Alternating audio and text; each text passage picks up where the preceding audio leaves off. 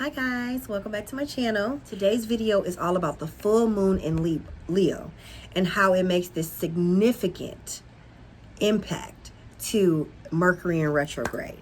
So if you want to hear more about that, make sure you subscribe, like, and hit notifications because there's plenty more of these videos. So first I want to run off the players for you all, and anybody that knows me knows the players are the planets, and where they're playing is the position they're sitting in via house or astrological sign.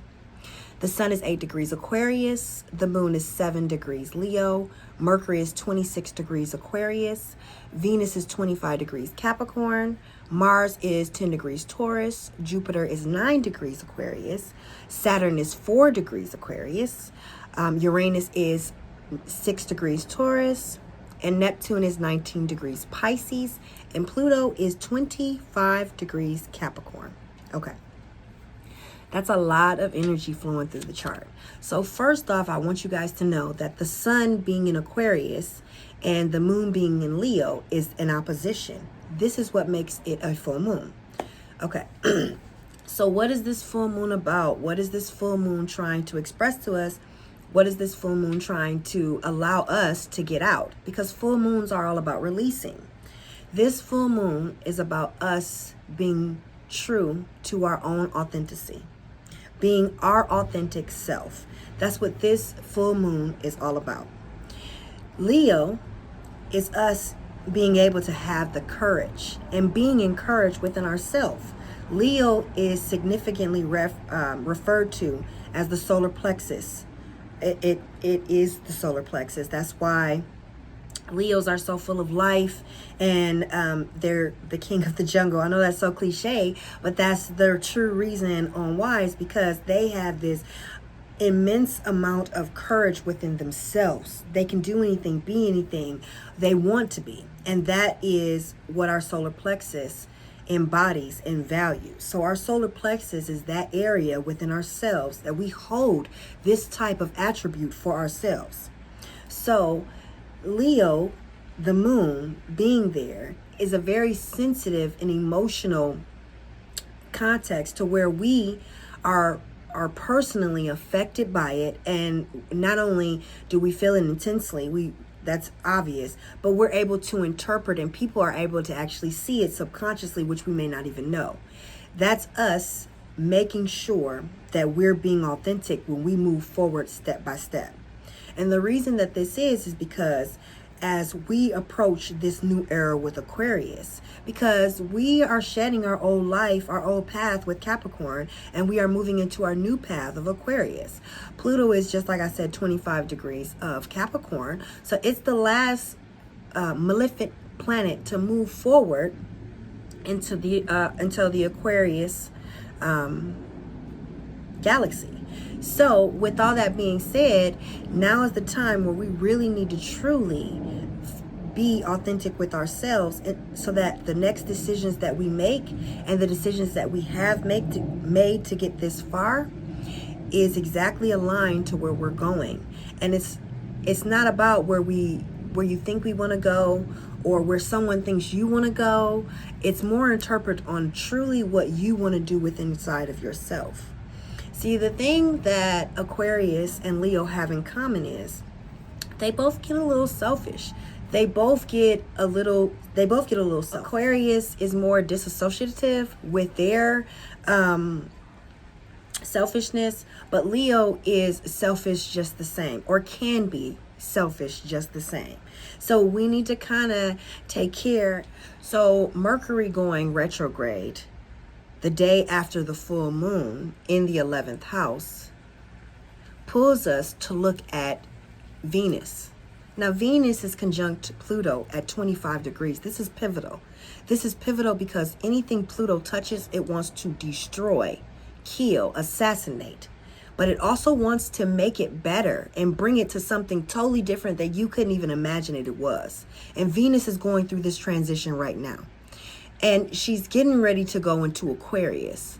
And Venus in Aquarius is all about the community. It's all about the magnitude of friendships. It's the higher octave of the relationship sector. So it's safe to say that this full moon, Aquarius sun, in opposition to the Leo moon, is very much centered and catered around the decisions that we make moving forward with the people in our lives on an authentic level.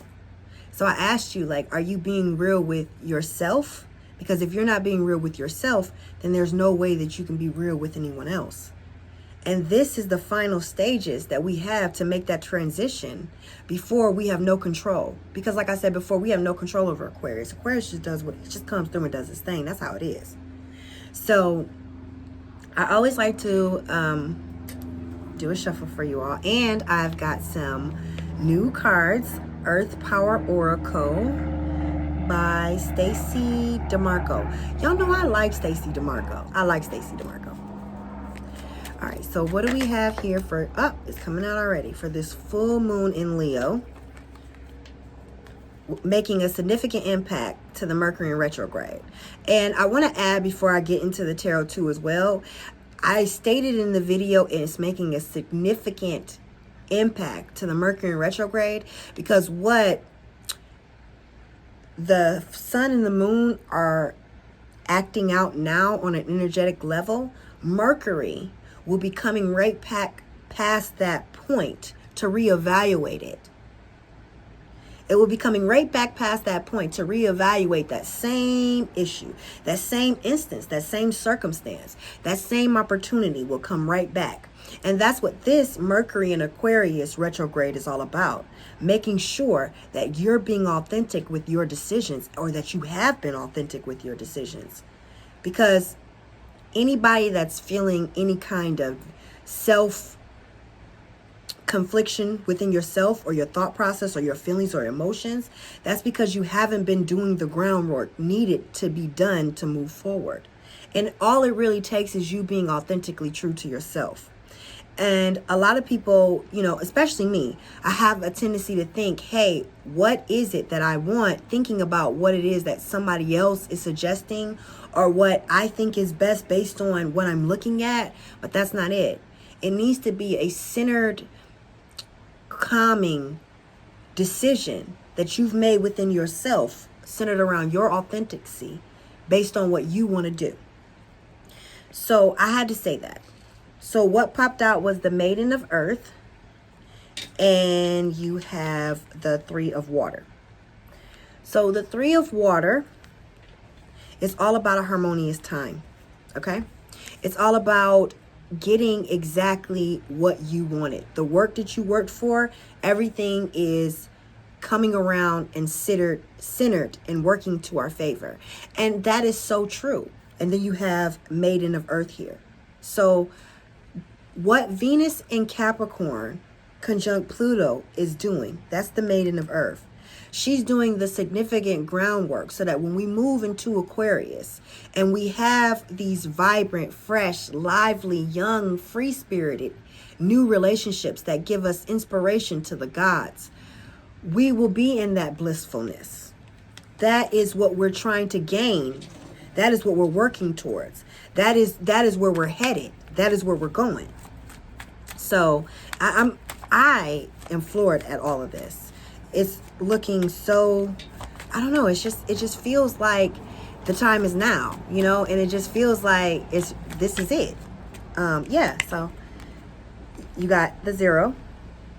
So this is the Fool card, okay? And that just means new beginning, new life, new elements, new energy, new activity. This is what that is all about. Mother of Water. She nourishes. She gives life. That's what the Mother of Water does. In this deck, the Book of Shadows Tarot deck by Barbara Moore, my favorite. I know that down. This references Maid, Mother, and Crone. And anyone that knows anything about Maid, Mother, and Crone, the mother is the one that nourishes life. She's the one who gives life. The maiden is the one who is and trying to figure it out, and she gives this kind of coy, curious kind of, but the mother is the one whose back everything is built on. So I am going to pull from my new tarot deck. New deck on deck. You know I love that. So I have never used these ones. This is the first spread for these. So what is going on for this full moon in Leo? Making a significant impact. There we are right there. That's a lot. Yes. Okay. Amazonia, the Amazon. I am interconnected with the world in an intimate way, and viral. I can find a way to co-create rather than confront. So all this that I'm reading is basically letting me know that everything that you do that's authentic to yourself, you won't have to fight about it. It won't be a question. It won't be a worry. There won't be any contemplation. There won't be any backlash. You won't feel bad about it later. Because it's centered around your self's completionness, because that's what authenticity is. And this one is Atlas Caves. Enlightenment is a journey. I show compassion to myself and all living beings. I can be centered within chaos. All my past lives have brought me the perfect moment of realization and wisdom. This is so true. So true. So we rely on our past lives or the instincts of our past lives to get through our future, our present lives. And the reason we do this is because we are subconsciously trying to break the karmic cycle. We are subconsciously trying to get off of this planet mentally. We don't want to come back. We don't want to be reborn. We want to elevate to new skies.